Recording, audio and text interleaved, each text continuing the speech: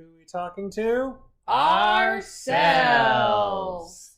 Welcome back to the Mc&Marren podcast. Last time, we weren't sure what we were going to be talking about this week as we are getting ready to enter into the spooky season.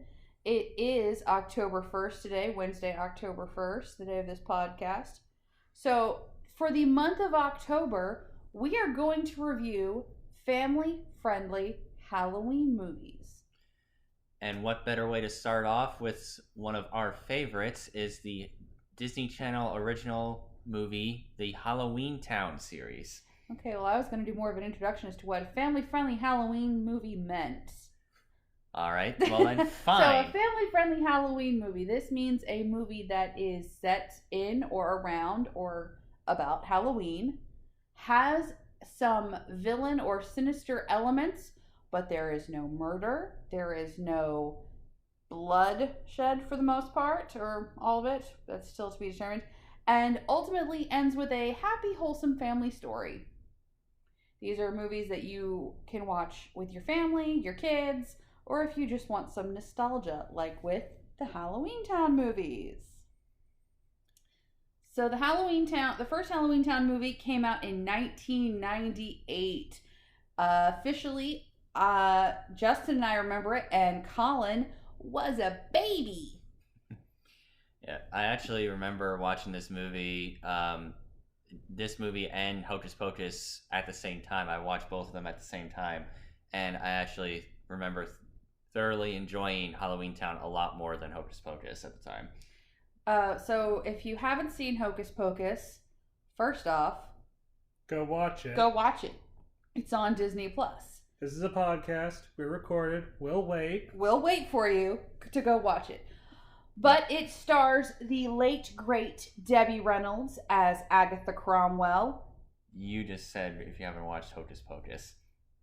If you haven't watched Hocus Pocus, go watch that too. But if you haven't watched Halloweentown, go watch that as well. Okay, but going back to it's Halloweentown. Stars the late, great Debbie Reynolds.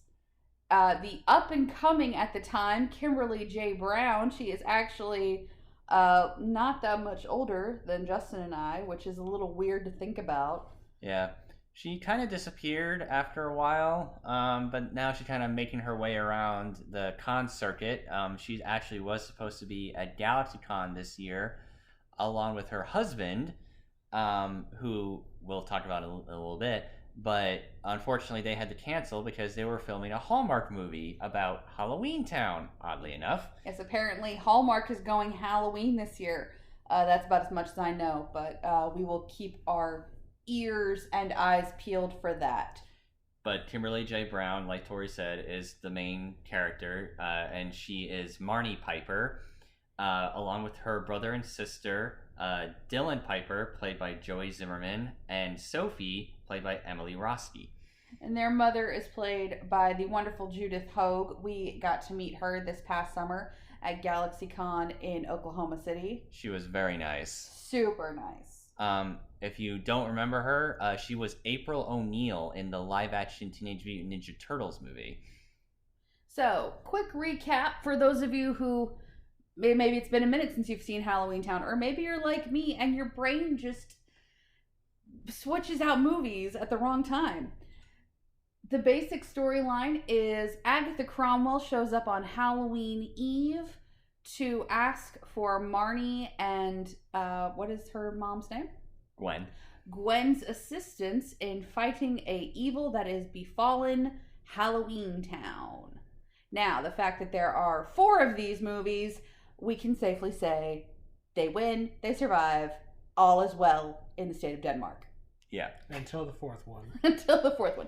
But so let's talk about each of the movies individually and what things that really stuck out to us. So, Colin, although you were a baby when the first one came out, looking back on it, what is your favorite thing about Halloweentown? The first Halloweentown. The first Halloweentown is very I'm a big I'm big on world building, as you could tell if you've listened to our fandom forensics. But while the first Halloween Town plays a little loose with the rules at first, it actually works very well. It answers the questions that you immediately have, like, why doesn't the grandma visit more often? Because she can't. Every other day of the year, the portal is closed. Uh, why are the creatures actually normal people and not the monsters? Because people make up stories about them. Makes sense. And you can just turn off your mind and enjoy the movie. Yes. Justin, what is your favorite thing about the first Halloweentown movie?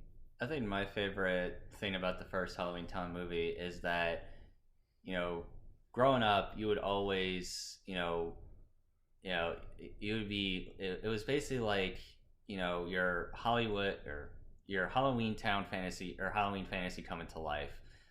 It had a really nice charm that anyone growing up in the 90s would see.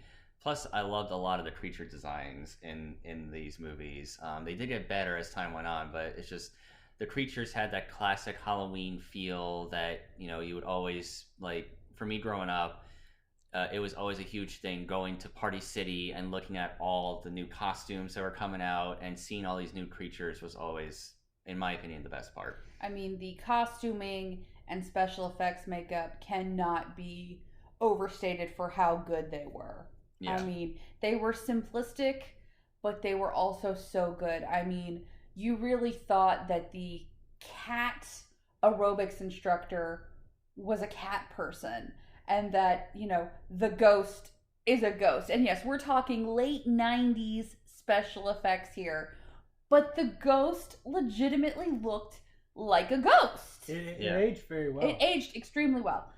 I think my favorite thing about it, kind of on the same lines, is the wholesomeness that it came with. I mean, yeah, there were they had things like witches and warlocks and goblins and ghouls, but they didn't show them all as evil or ugly. They showed that a witch could be beautiful, a witch could be funny, a car salesman or a broom salesman can be a zombie who impersonates Elvis. I mean, we also had Benny the cab driver, who's a walking, talking skeleton, but he's an amateur comedian always making one-liners. I mean, what kid of the 90s did not want to take a ride in Benny's cab? To be fair, that zombie could have been Elvis. Elvis had better hair. Yeah. And, it fell out after he became full zombie. But, you also had a werewolf who was a hairdresser. You had the Yeti had an ice cream shop down the street. It made sense. It gave the creatures of Halloween lore a world and a life outside of being Halloween monsters. Yeah. But speaking of monsters, let's actually talk about the villain here for a second. So the main villain, spoilers, by the way, is actually the mayor of Halloweentown, Calabar. Let's talk about for a brief moment Disney subtly teaching 90s kids that politicians are evil. Yes, and Calabar is played by Robin Thomas, who was also at GalaxyCon this year. Unfortunately, we didn't get a chance to see him, but from a distance, he looked nice. He looked like he was enjoying himself. Yeah, he was actually right next to Judith Hoad, and they were talking for a little bit. And going back to the creatures though for a minute, in his dark creature outfit, he was legitimately creepy as a kid. Now, what is more creepy? When it was revealed, like, the gruesome face of his dark side, or when you see the portal coming through the giant movie theater screen? I think the portal coming through the giant movie screen. I think the portal coming through the screen. Because let's all be honest, okay, let's set the scene. So Marnie and her siblings are, going into this abandoned movie theater because their grandma's being led by his henchman, Luke, into the abandoned movie theater. So they go in. The movie theater's been closed for hundreds of years, right? That's what Agatha says in the beginning. No, she said no. It's she's showing the kids around Halloweentown, and she's like, we get great movies like It's a Wonderful Death, which is a play on It's a Wonderful Life. And then she looks at the theater and it's closed. It doesn't say how long. It just says closed. But the state that the movie theater's been in, you can say it's been closed for a long time. There's cobwebs everywhere. The place is disheveled. But then again, that could have been. Or is that just the Halloween aesthetic? I was just about to say that, but anyway. Also, it might be how our own movie theaters will look in a few years. Yeah, with streaming services. Are going. Yeah, but anyway, so the siblings go in trying to look for their grandma, and they see a bunch of petrified Halloweentown citizens just staring at this movie screen that has a circle void in it. Please note that this actually came out before Chamber of Secrets, so I'm not saying that that's where J.K. Rowling got her petrified idea. I'm just saying timelines. People, timelines. Yeah. And then they walk into this dark movie theater with this portal, and then all of a sudden this black-robed creature comes out and starts laughing and essentially like, you will join me or die. And it's just like, okay, this is scary. Yeah. Also, Luke was such a cheeseball.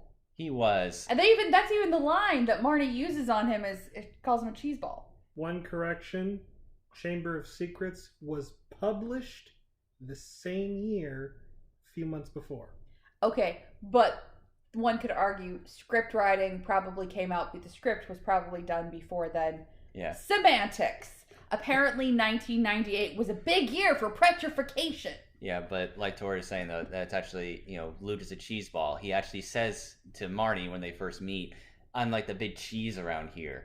Yeah. And then Marnie says, I thought I smelled something stinky. It must have been the big cheese.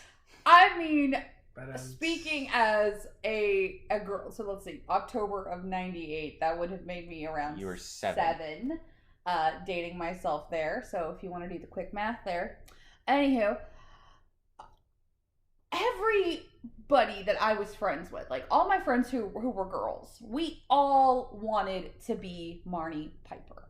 We all wanted to be Kimberly J. Brown. I mean, she was so funny, well-written, like stand-up, female power, but not like shoving it down your throat kind of thing. And she did everything for family, not just for herself, but it was like you get that nice little family thing of, she's doing this to save her grandma and save her mom and save Halloweentown with the help of her siblings, including her brother. Dylan. Who wants no part of this. Who wants no part of this. Yeah. The most unfun sibling. All right, so let's start making our way towards the second movie. But before we do, favorite lines from the first movie. Justin. You'll have to come back to me. I have to think about it. Okay, Colin. Being normal is vastly overrated. I mean, that is such an iconic line. And, fun fact, Kimberly J. Brown actually has an Etsy shop. You can go find her shop on Etsy. # not sponsored. But Kimberly, if you were to ever hear this and want to send me a free shirt, I will totally take the free shirt. She sells t-shirts that say, being normal is vastly overrated. My favorite line, other than being normal is vastly overrated. I had to steal it from you had to steal my line.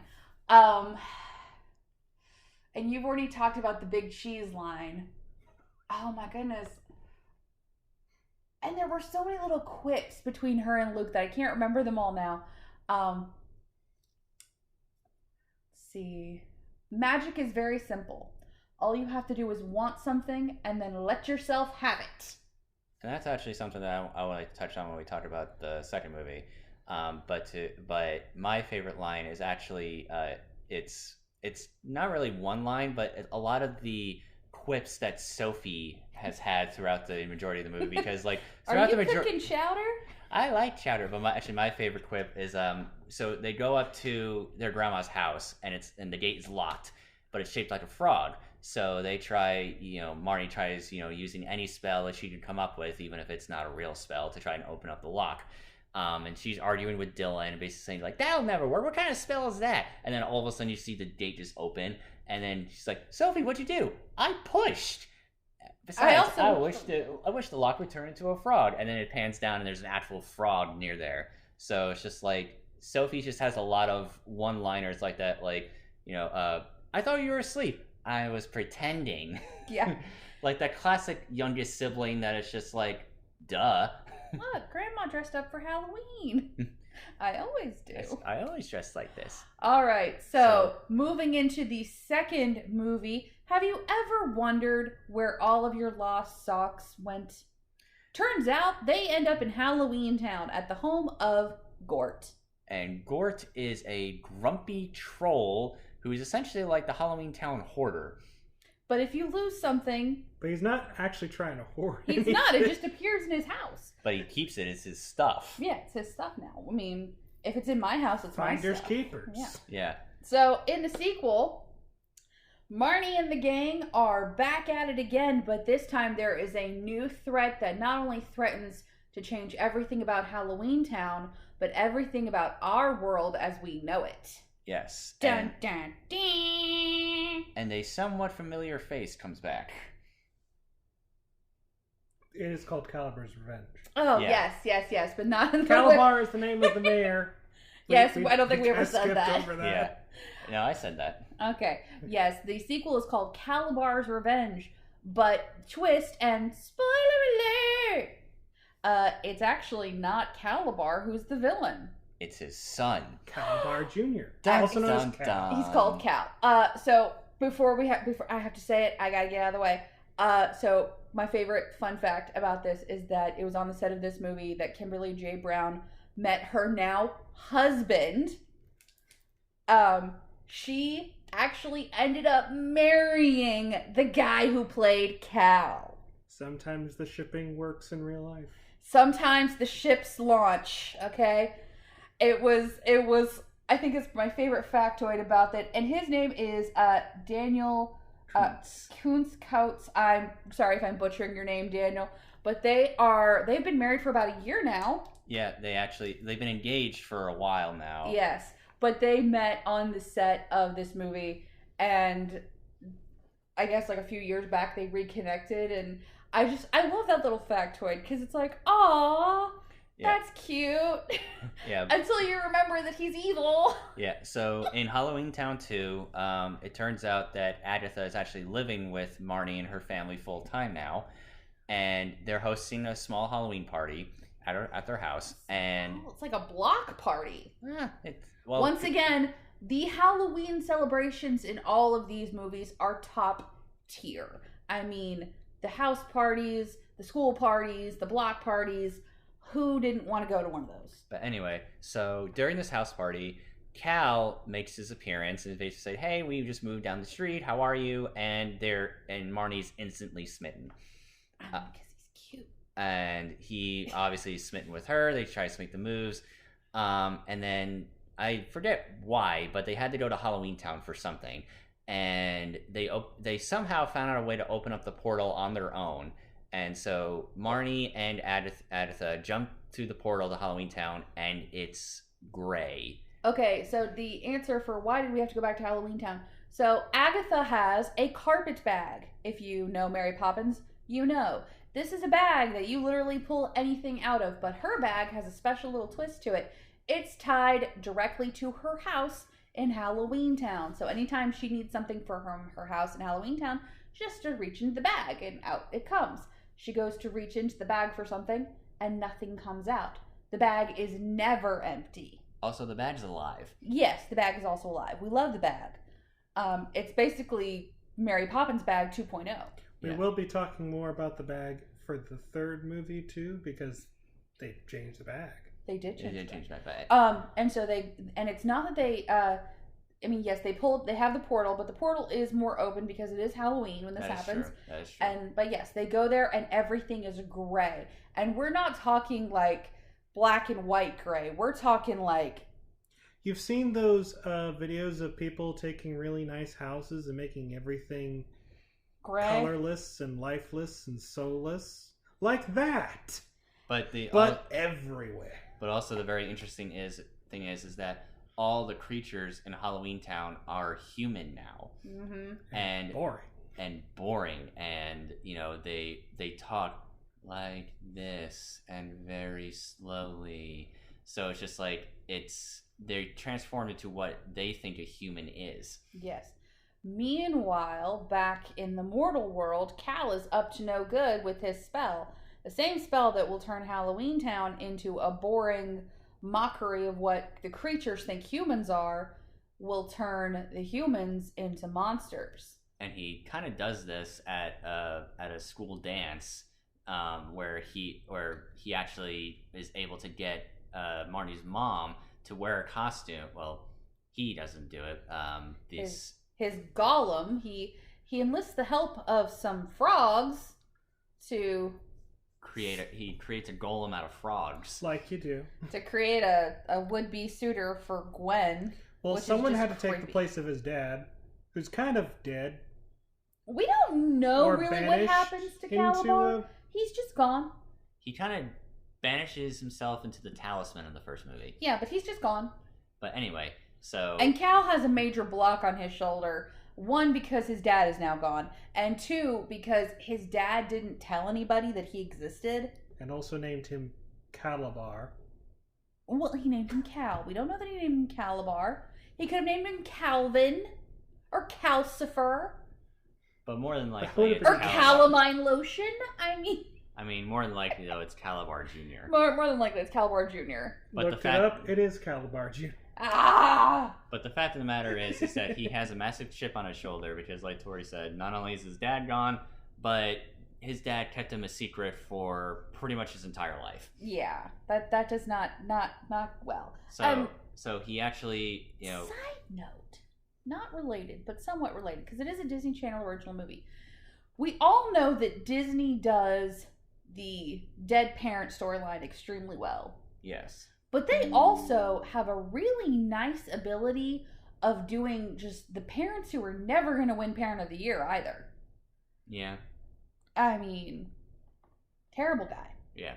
But so Cal actually goes to the school dance where everyone's dressed in costume and actually uses the same spell that transformed Halloweentown to boring into he transformed the humans wearing costumes into the actual monsters that they were wearing the costumes of. Caricatures of those monsters, what they think those monsters would act. Exactly. And that's actually one of the themes that, the Halloweentown series as a whole kind of touches upon, is that, just because someone looks like a monster doesn't mean they are a monster. Now, one of the things, once again, there are 4 movies, so you obviously know the Cromwells survive, the Cromwells thrive, la-di-da. But this is a great filming technique that was used in the dance. At the end of the dance, when Agatha comes to save the day, once again, Debbie Reynolds for the win. Mm-hmm. And I will say, going back to just the franchise in general, the Halloweentown franchise really helped to introduce a whole new generation to Debbie Reynolds. Yeah. I mean, when she died a few years ago, all the 90s kids felt like we had lost our grandmother. Yeah. It was terrible. But, so going back to the filming methodology. So, she's standing in the middle of all these sea of monsters and she starts doing this spell. Fun fact, it's actually, they had her read a spell and then they played it backwards for the shot. So, if you watch the scene in reverse with the audio on, you can actually hear what she says. And this is not the first movie or show to do this, but it is such an underutilized technique. It's a really good technique because it makes it sound like some mystical foreign language, and really it's just English backwards. We'll use this later when we do Gravity Falls. Yeah. And it's also Satana's whole thing, a superheroine from DC Comics. Her whole thing is she can do magic by saying the spell backwards. Yes, and that's actually one of the things they do touch on in this movie of Halloweentown 2 is the spells. To undo a spell, you have to say the spell backwards. So, to mess everything up, it's trappa, or a trap. Yeah. And to put it back, it's apart. Yeah. Or no, strike that, it's reverse. To mess it up, it's apart, and to put it together, it's trappa. Yeah. Now, going off of the magic thing, this is something that actually I did really like in the sequel was, because Marnie's talking with her mom about possibly going to Halloweentown school next year. And her mom, Gwen, is saying, like, no, I don't want you to go there because, you need to finish school here. And I like it better here, and I can see you here. And Marnie's just like, but I need to learn more about my magic. And her mom's like, magic can only get you so far. Magic is the easy way. You need to learn how to do things the mortal way, which might be a little bit harder, but the results are the same. Now, this movie also introduces two things. So, firstly, from the first movie, we learned that the portal to Halloweentown, which can be summoned by witches, can only be open on Halloween. As soon as it hits midnight, it shuts down for the full year, and you're stuck in Halloweentown, which is 100 years in Halloweentown, but it's 1 year in the real world. Yep. Right? Mm-hmm. That's the rule. Now, in the second one, they combine their powers and they're able to force it open even after midnight, which raises the whole thing for the third movie about now that the portal's open all the time, what do we do about that? Yeah. But secondly, this is the first movie where we introduce time travel as an element. Yes. Yes. All right, so before we move on to the third movie, what is your favorite line or moment from this film, Justin? My favorite line from it was, or favorite moment and favorite line, was when, so Marnie and Luke are looking for Agatha's spellbook at Gort's house, because, like we said in the beginning, anything that gets lost in either Halloweentown or in the mortal world somehow ends up in Gort's house. And they're looking for the spellbook, and they're like, it's not here. Maybe we went back too far. And he's like, no, actually, I put it down here. I'm sorry, they're not looking for the spell, but they're looking for the spell in order to go back to the time they're at. And they're like, where's the spell? What do you mean? You had it. Well, yeah, I put it down there so you can look through the stuff. And Gort just said, you shouldn't have done that. Why? Well, it's lost. What do you mean? But yeah, everything that's lost ends up here. Everything that's lost other places ends up here. But if you lose it here, it goes poof. Poof? Poof. Gone. In other words, it completely goes off into the void and it vanishes. So, and just a realization of, oh no. Because at this point, not only has... At that point, they're also trapped in the past. Yeah. Because they need the spellbook to get to the... Yeah, because it's the time travel spell that they need. Yeah. All right, my favorite, just so Colin can't steal it out from under me again, is when it's revealed to Marnie that Cal is the bad guy, and he's trying to still put the moves on her, which is just, she says, I'm in charge of my own future, and it doesn't involve you. One, when that movie first came out, that was a great line. Once again, Marnie is here for the girls. She is girl power. But now, as, an adult looking back and knowing what we all know now, it's like, that didn't age well, because that's your husband. I think also it's kind of funny, like, after she said that, and you hear the, row, and then Cal's head vanishes. Yeah. It's just like, row. But, great moment.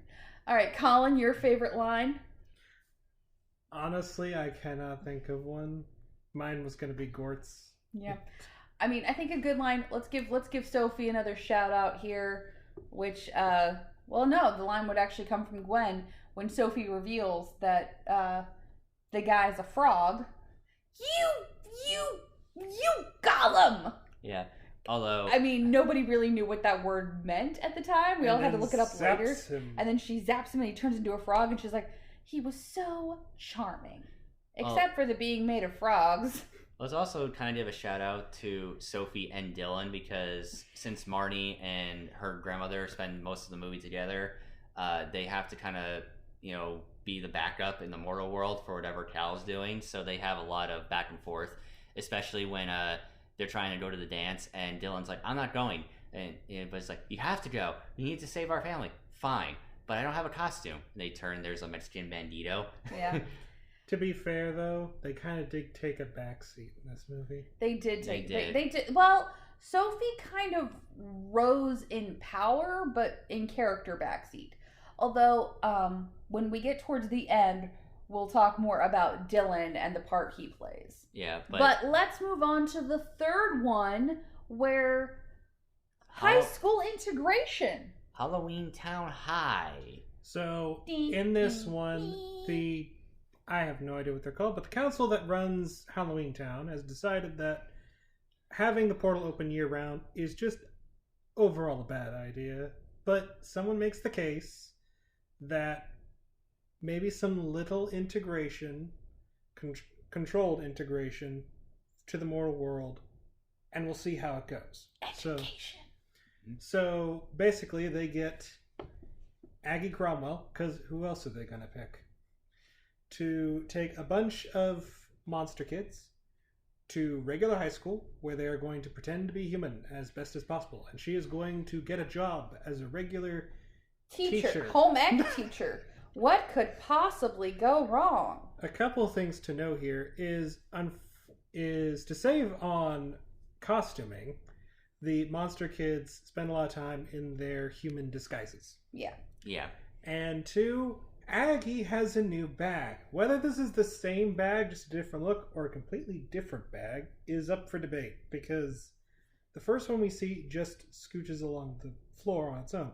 But this one, it grows limbs and a tail, and it's a leather bag. I think it's a new or bag. An alligator bag. New bag, different season, you know. Maybe she was trying to fit in with the mortals. I mean, mortals have alligator bags.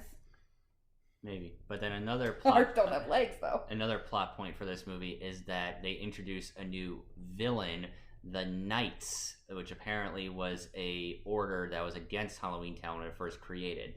Which, to be honest, is kind of silly. But let's just go with it for now.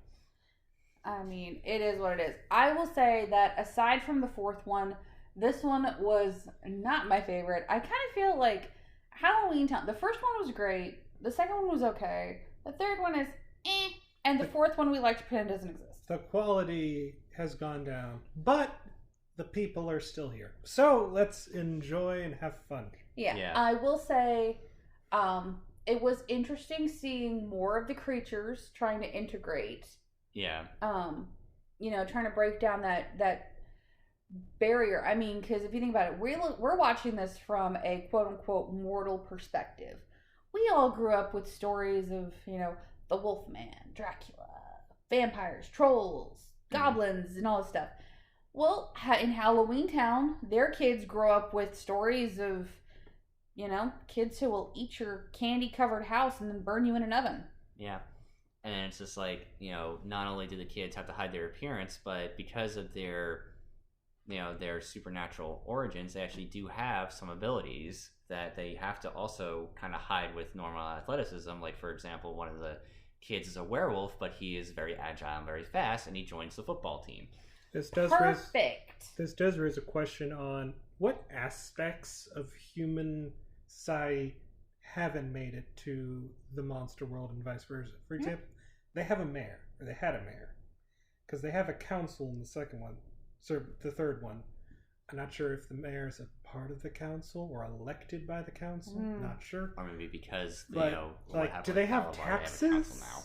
I really hope they don't have taxes. Is there a Halloweentown IRS that even Dracula is afraid of?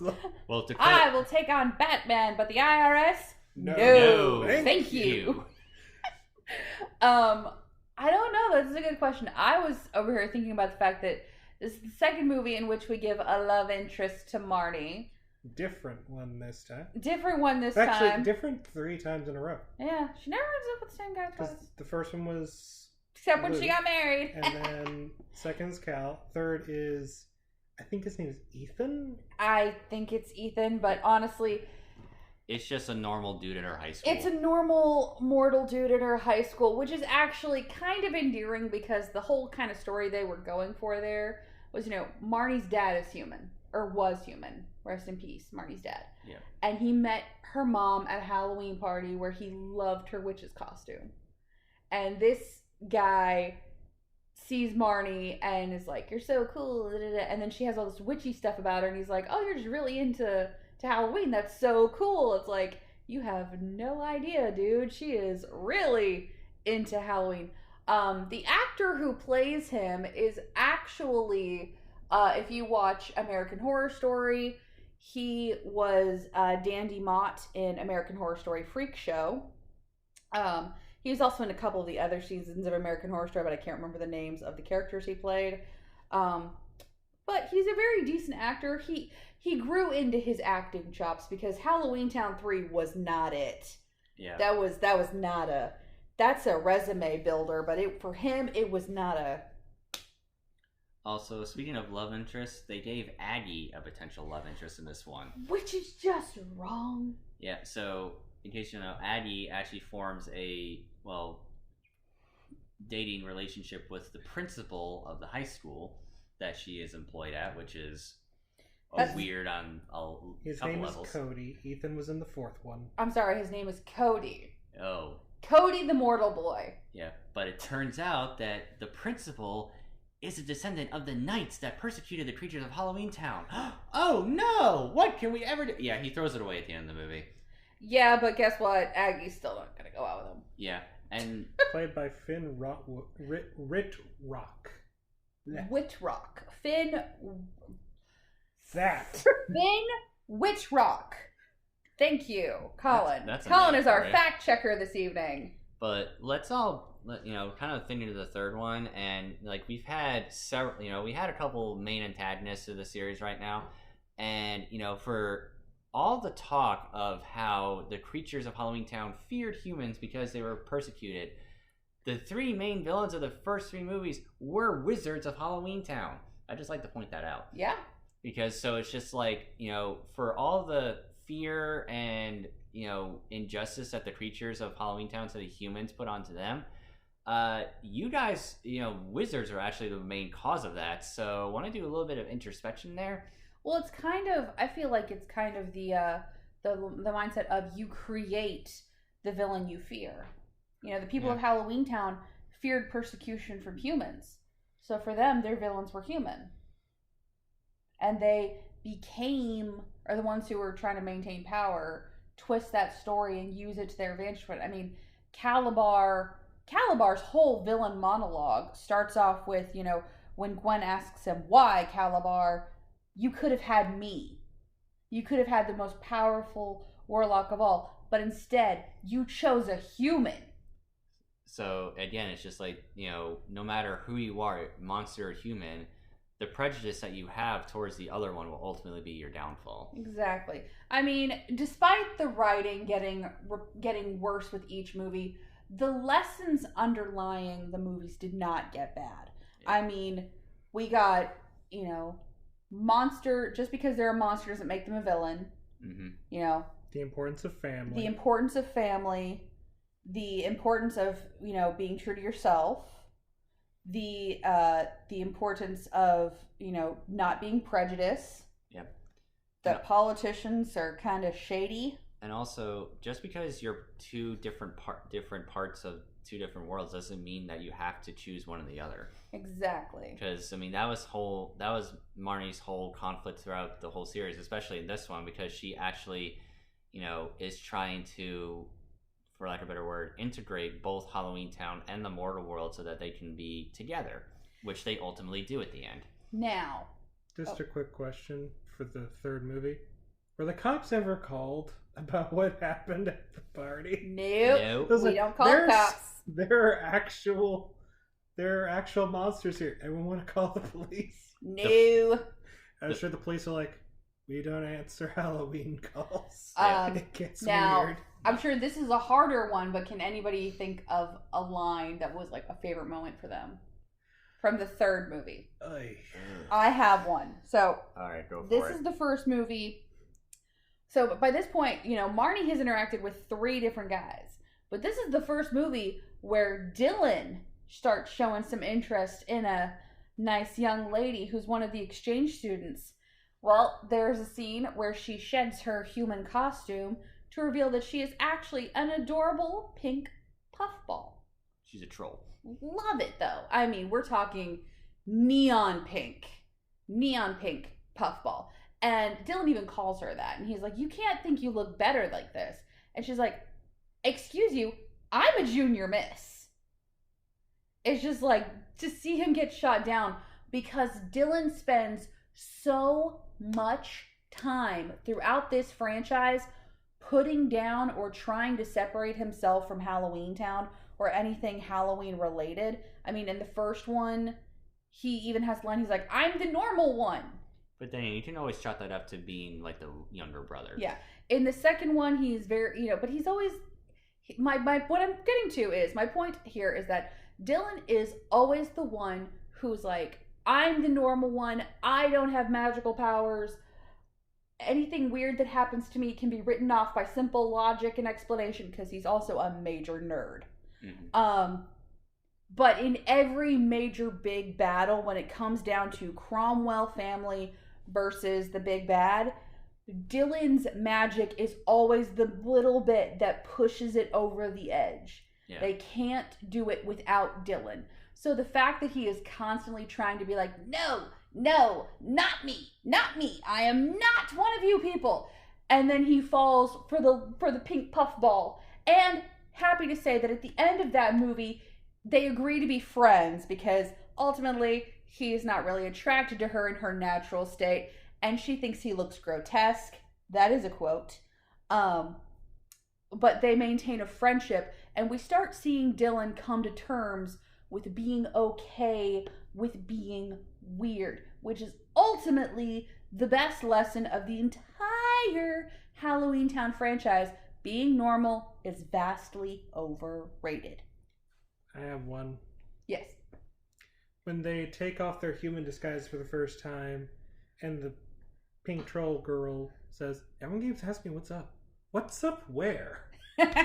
There's just one of those things of, yeah, little colloquialisms don't translate. No.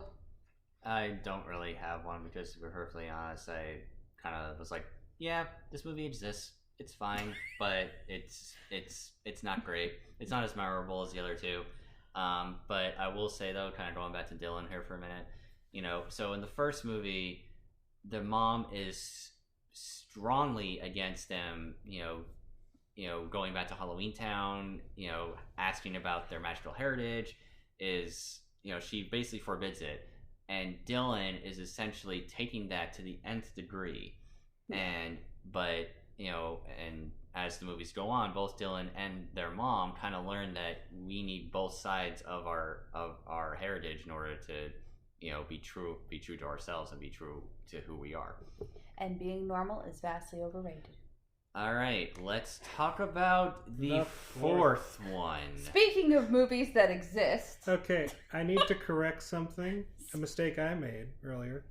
Ethan actually is in the third one. He is. He's working with his dad, who's the a member bad of guy. the council, who wants to sabotage everything. Yeah. But Marnie is interested in Cody in that movie. Now, we start off Halloweentown. Return to Halloweentown. The fourth We've one. stopped doing Halloweentown 1, 2, and then Halloweentown High. We're just going straight to college now. Why? Well, we don't need the other 3 years of high school. Who needs that? In this one, she actually becomes the girlfriend of Ethan. Yes. So, Ethan, played by Lucas Gabriel, who many of you might remember from High School Musical. He was Ryan. Yep. Sharpay's brother. Yes. So in this movie, there's time travel. There's time travel again. Yay! So in this movie, Marnie, who is not played by Kimberly J. Brown in this, which for is some reason, which is immediately a downgrade. She's played by. Colin, look that up right quick. Yeah, Colin, look that. I can see her face. I just can't name her name. But anyway, so she is now looking at colleges, and she decides to go to Witches University in Halloweentown, which is like the premier school in the realm. Sarah Paxton. Sarah Paxton. Yep. Yes. Yeah, Marnie is played by Sarah Paxton this time. Who is in Sydney White with Amanda Bynes, where she has the wonderful character name of Rachel Witchburn. Mm-hmm. Sorry, that's where my brain goes. She's a witch here, she's a witch there. So while Marnie is attending Witches University, she learns that there's another conspiracy afoot, and the fate of Halloweentown rests in her hands, and we have seen this plot before. You gotta wonder if at some point Marnie just sits there and goes, what if I just don't get out of bed? Will anything happen if I don't get out of bed today? The only upside is that Aggie Cromwell is still in this movie. That is Somehow they got her onto the script. Yes. Kimberly J. Brown actually says if you want to know why she wasn't in the fourth one, you have to ask Disney. Yep. It was above her understanding. It was above everyone's pay grade, apparently. Yep. And I think even the actress who played Sophie in the first few movies doesn't come back in this one. Yeah, either. I don't think she was there either. So the only real returning cast members are the guy who played Ethan, the actor who played Dylan, her brother. I think the mom came back. Yeah, the mom Judith came Hogue. back, and Agatha Cromwell, but that's it. That is it. But this movie, it exists, and as you can clearly tell, we're not really big fans of it. Watch the first two. Don't waste your time on this one. And that is no offense to Sarah Paxton. She did a good job. I feel like it's kind of in the same boat as the Star Wars movie where Anakin goes to Padme's home. We get the whole "I don't like sand" monologue. Episode 2. Yeah, it's the bad writing. I think it's an issue of bad writing. Yeah. And that's not on the fault of the actors. Okay, from what I can remember of the plot. There was a plot? There was a plot. There were several plots. Apparently they were working on 2 plots. One of them was going to be a musical. We could have had another Debbie Reynolds musical? Apparently. We were denied a Debbie Reynolds musical? Yes. I could have been Turbo? Anyway, so Marnie is going to Witches U. She has a genie for a roommate, which, I mean, that has to save on space. Yeah. Phenomenal cosmic power. In space. She's going to classes and all that. She's not popular. She's just another witch in a crowd of witches. We're introduced to the Sinister Sisters, which someone wrote that down on the script and it got greenlit. Hey, if you ever doubt your own ability as a writer, just remember that for Halloweentown 4, somebody had to pitch the term the Sinister Sisters, and for Dora the Explorer, somebody had to pitch the I'm the Map song. Okay? Also, for the Neverending Story 3, the main group of villains is called the Nasties. I mean, I guess that is something you can say is a positive about things like Halloweentown or Return to Halloweentown, not the first one, but this fourth one and other equally bad movies, is that they give hope to would-be writers. You can write better than You this. can write better than this. And now I have a question of like that's a good question, is how many movies and stories and shows have been written because somebody watched something that was just so bad they were like, I can do better than that. Okay, so she's not fitting in. She's not popular or whatever. Ethan is, I don't know if he's with the popular crowd or if he's like, I think he's ousted from the popular crowd because he lost his warlock powers because his dad got found out in the last movie.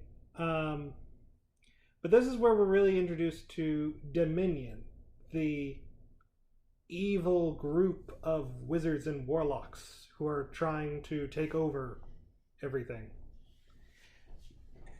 And they lay down breadcrumbs for Marnie to find, and she finds the locket with a big S on it. And they tell her, oh, it used to belong to a very powerful witch named something starting with S that I can't remember. Splendora. And she goes back in time to figure out who Splendora was, only to find out that Splendora is Aggie's first name. Splendora Agatha Cromwell. Try saying that 5 times fast. This is also where we I think this is one where we learned that Aggie Cromwell, and by extension her family, are descended from Marvin, Merlin's cousin. And they're descendants of Halloweentown royalty, apparently. Because we went from having a mayor to royalty discussions. No, we went from royalty to a mayor at some point. Yeah, but in terms of our democracy, somewhere this happened. Viva la revolution! Ultimately, I think it's fair to say that the 4th one is not anyone's favorite. Yeah. No. I mean, but that being said, let's try to all think deep within our minds and what was a line or a moment or something that we liked from this one. Colin.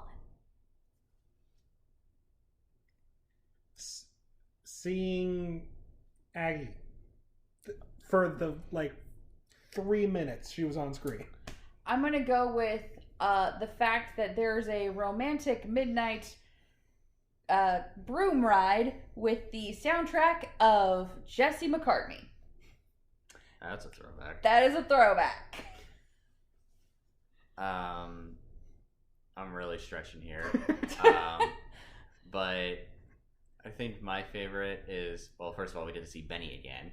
Benny! Not voiced by the same guy this time. No.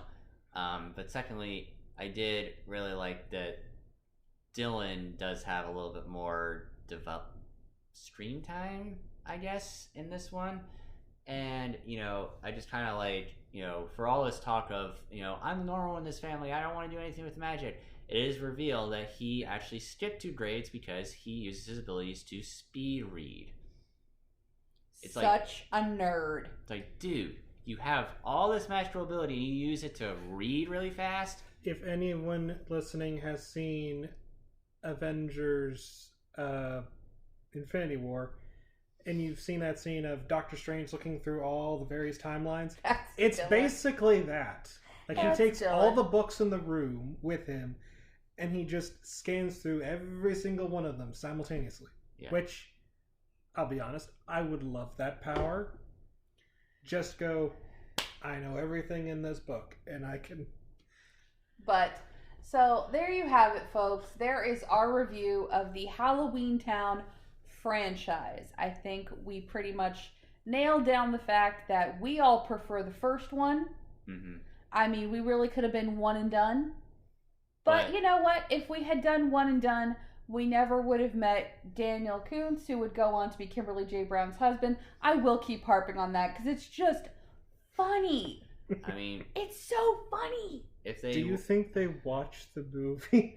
She has a TikTok account, and they reference that moment once a year. Well, it's also, and I think somewhere in Oregon, they actually do have a Halloweentown festival where they have a giant pumpkin statue. It's where it was filmed, yes. And Marnie, Kimberly J. Brown, makes frequent appearances at that festival. Yes. But, like Tori said, as you can see, we're all clearly fans of this franchise, especially the first 2. Yes. If we would have done just the first 3 even, I think we would have been fine. Yeah. Because the first 2... While we prefer the first one, the second one is also really, really good. We are not going to look away family-friendly Halloween movies just because of some bad writing. Yeah. But to that end, as we said at the beginning of this month, we will be focusing every episode on a different family-friendly Halloween movie. So that this time it was Halloweentown. Join us next time where we will be discussing Scary Godmother. After Scary Godmother, we will be discussing Scooby-Doo and the Ghoul School. And for the final one of the month, we're actually going to have to take a vote. Do we want to discuss the 1980s version of The Worst Witch or Little Vampires? You mean The Little Vampire? The Little Vampire, yes. With Jonathan Lipnicki. I think my vote would be for Little Vampire. I'm leaning towards Little Vampire. Okay, Sorry. so the last Wednesday of the month we will be discussing The Little Vampire, but I also will encourage you to go online and find a copy of the original Worst Witch with Tim Curry. This is a shameless plug for Tim Curry. Once again, we are not sponsored. Just huge fans. All right, guys. Well, enjoy the rest of your night, and we will see you next week. Bye! Bye!